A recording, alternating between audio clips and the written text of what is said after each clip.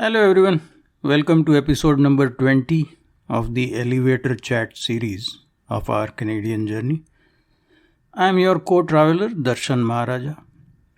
As you know, for the past month and a half, housing has been a hot issue in Canadian politics. And as a component of this crisis, the aspect of international students putting a demand pressure on housing has also been likewise a hot button issue. The numbers are dizzying. In 2022, 550,000 international students came to Canada, and in 2023, another 900,000 will have come to Canada by the time the year ends. In the absence of advanced planning for the required housing for these hundreds of thousands of students, the impact of such a large influx is bound to be seismic.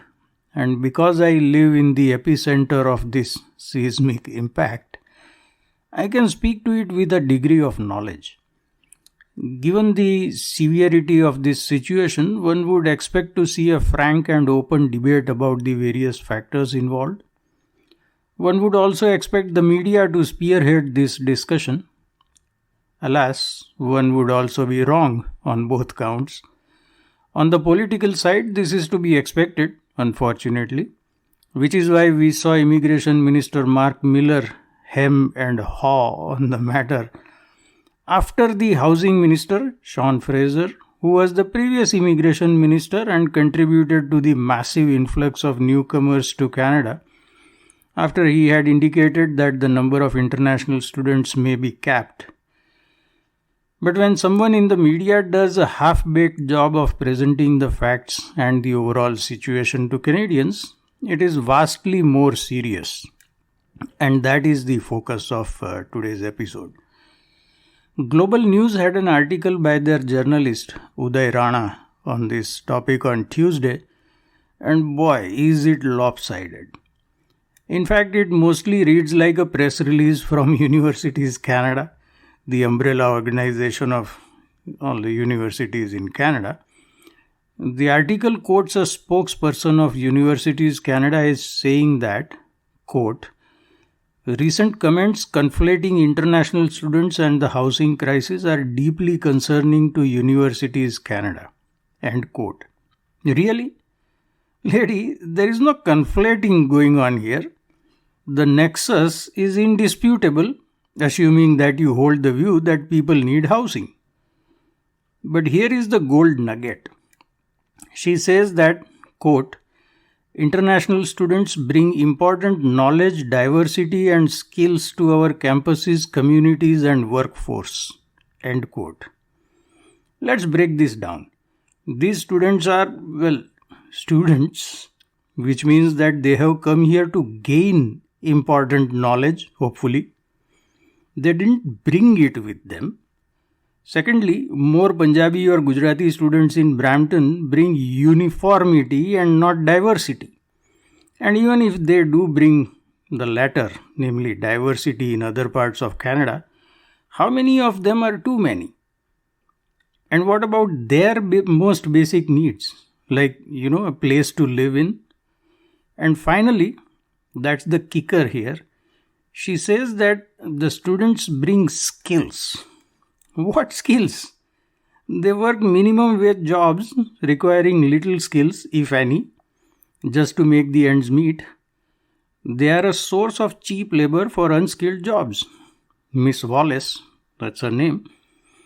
Please don't gaslight me on this point, because as Michael Corleone says to Carlo Rizzi in The Godfather, it insults my intelligence.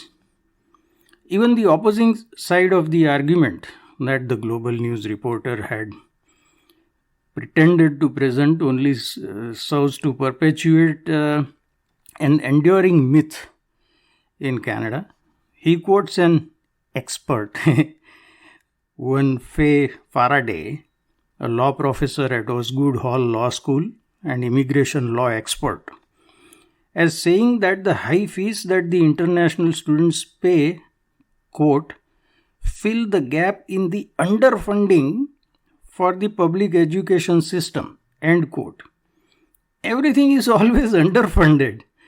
In a country with one of the highest rates of taxation on this planet, everything is always underfunded.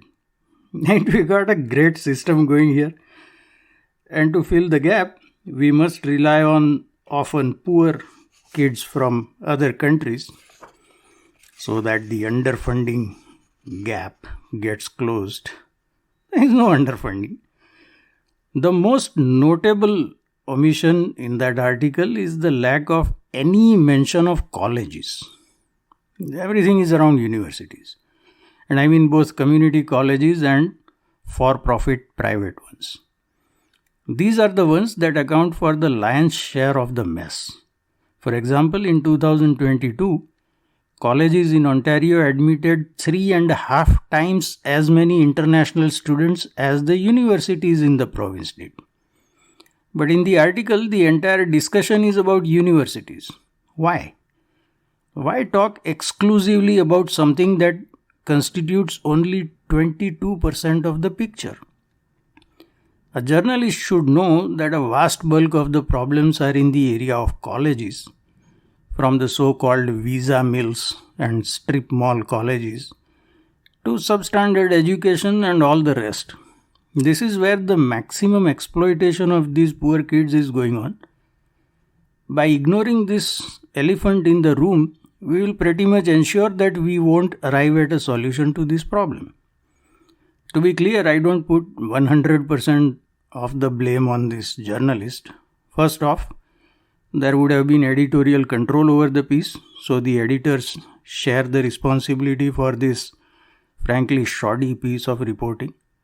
Secondly, I think it is likely that the editors thought that this problem is more applicable to students from India, or they are largely in focus, so they dumped the assignment on a journalist with an Indian background, perhaps hoping that this would enhance the credibility of their reporting.